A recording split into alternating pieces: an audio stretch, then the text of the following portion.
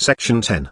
How the government of England became absolute. Having shown how the House of Commons became considerable, we shall next show how the nobility's power decreased and the government turned arbitrary. In all the courts of Europe the power of the nobility declined from the common causes. The improvements in arts and commerce. When a man could spend his fortune in domestic luxury he was obliged to dismiss his retainers. By their ancient rustic hospitality they could more easily maintain 1,000 retainers than at present lodge one lord for a night. Richard, Earl of Warwick, who was styled Make King, maintained every day 40,000 people besides tenants. But when luxury took place he was unable to do this.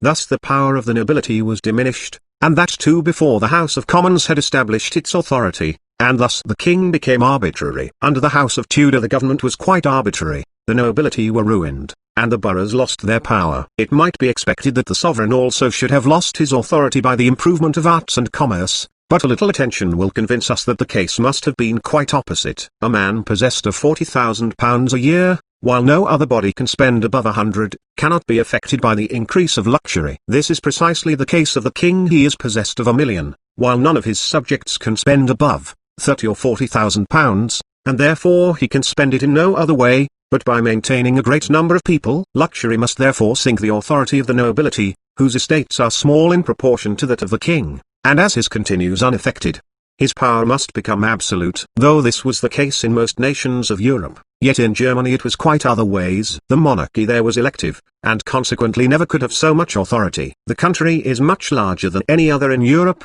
and at the dissolution of the feudal government the nobility, who were possessed of considerable fortunes already, got more in proportion than the rest. Thus their estates rose so high above those that were immediately below them, that it was impossible for them to spend them in luxury, and therefore they were able to keep a considerable number of retainers. Thus in Germany the power of the nobility was preserved, while in England it was utterly destroyed, and the king rendered absolute.